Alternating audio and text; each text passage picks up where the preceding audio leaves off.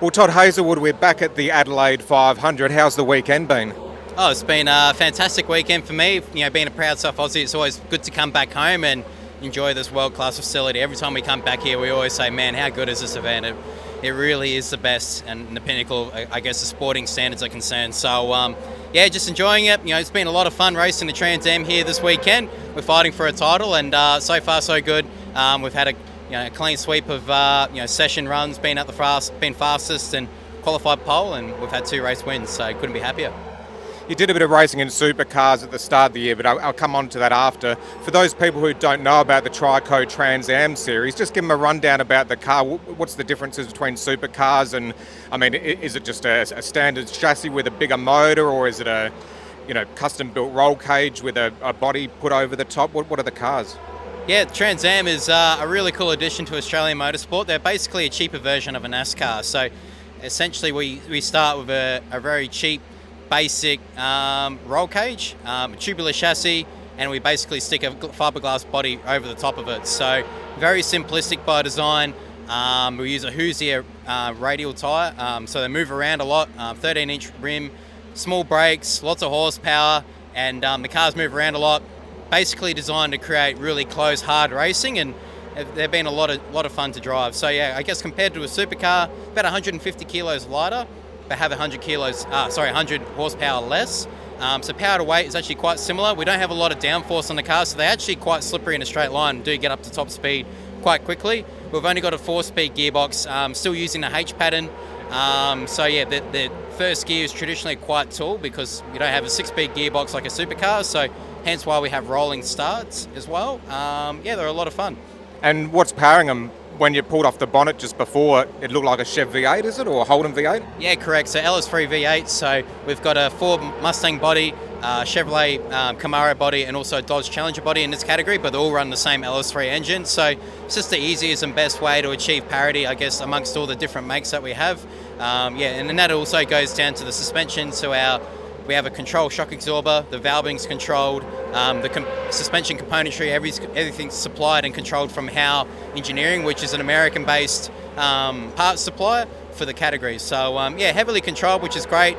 It means that every team up and down pit lane has a good opportunity of winning races, and if they put their best foot forward, they'll get a good result. I don't want to remind you about it, but at the end of last season in the supercars, you didn't have a drive for this season, but then. It's a funny old thing, motorsport. Then come into the start, obviously Brodie had his time off and you were back in the seat. So what was it like coming from not having a drive to then finding out, I'm back in there? Yeah, exactly. It was a pretty wild set of set of circumstances, I guess. It's something you haven't seen in supercars for a while. But yeah, crazy things happen in our industry, more reasons than one.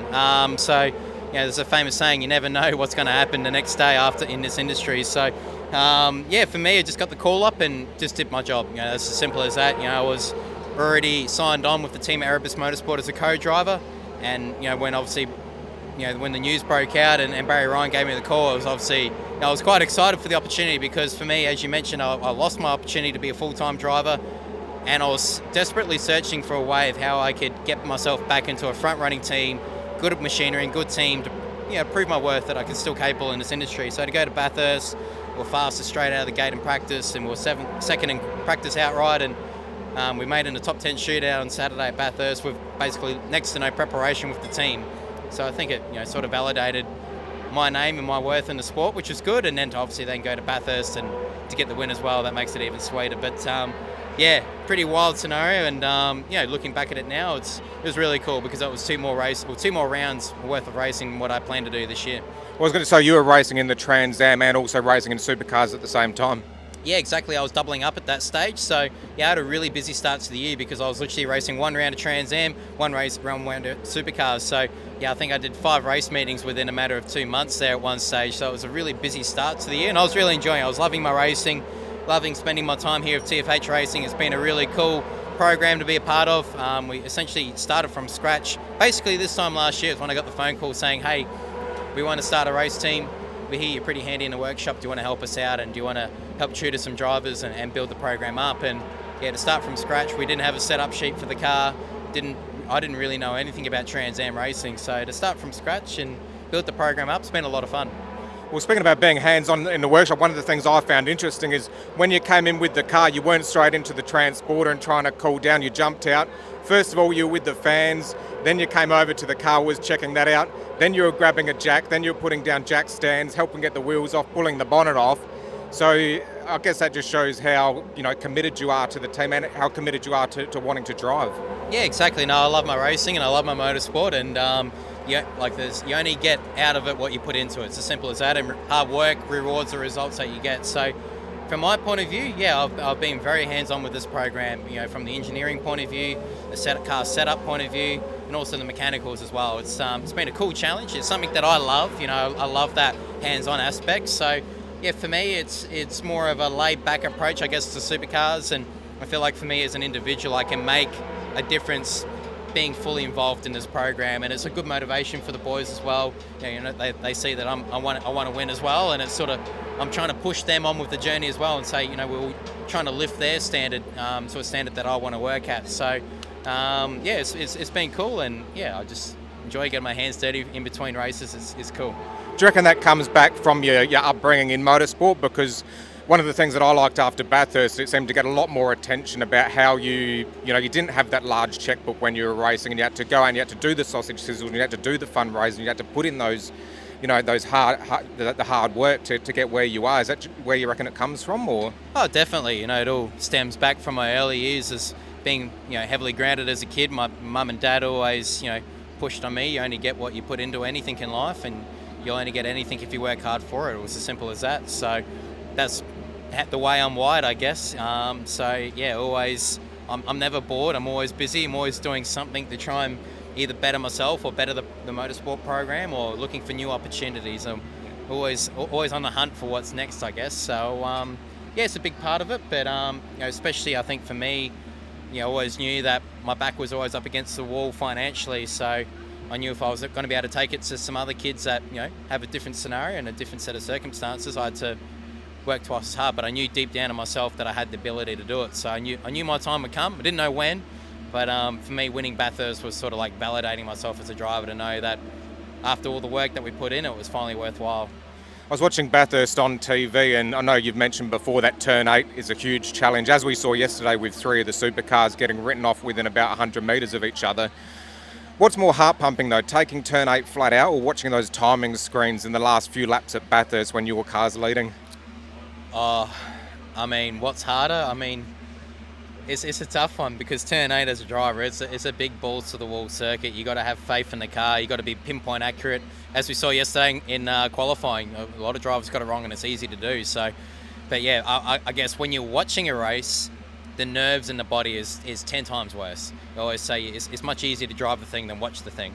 And that was me at Bathurst. I was a nervous wreck. I felt like to the point I was going to be sick in those last sort of 15, 20 laps. It was knowing how hard Brodie was pushing behind the wheel, and obviously knowing that we're on for potentially something significant, something special, but almost trying to ignore it all at the same time. So yeah, it was a crazy set of emotions that went through the body on race day at Bathurst. And then when you finally won, you're up on the top of the car, and then you're up on the podium. The feeling that it gave me, it actually took me back to my childhood when I got, I think it was the Sega Master System 2, and all of your Christmases come at once. You're just so excited, and I guess that being your first win, also Bathurst and that hard journey you've taken to get there. How were those emotions when you had finally won? Was just a big release? Yeah, big relief of emotion. I think, there's a few aspects to it. The work that goes into it to get to the point of trying to achieve greatness, and then the idea of, we've just achieved the biggest prize in Australian motorsport, winning Bathurst. There's no better feeling than that. There's no bigger prize than that. And for me, I've been obsessed with the sport and love the sport since I was, 3-4 years old, watching Bathurst, and just dreaming every year that, man, I'd love that for me, that to be me one day. And then when you finally achieve it, and all that emotion all comes together. So it's the relief, it's the sacrifice, it's the disbelief that you've actually done it as well, all combined at one. And when I was on the wall cheering Brodie on, and I felt like I could nearly pass out, just pure emotion. It was unreal. Just 2 more quick questions.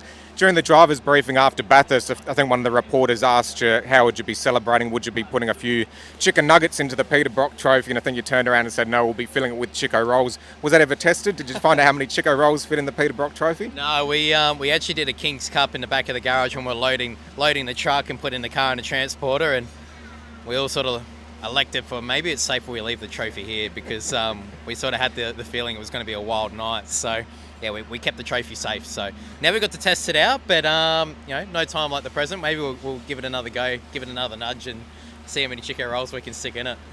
And just finally, what advice would you give to, whether it be kids, teens, young adults who are wanting to get into motorsport and competitively compete on a professional level? What advice would you give to them?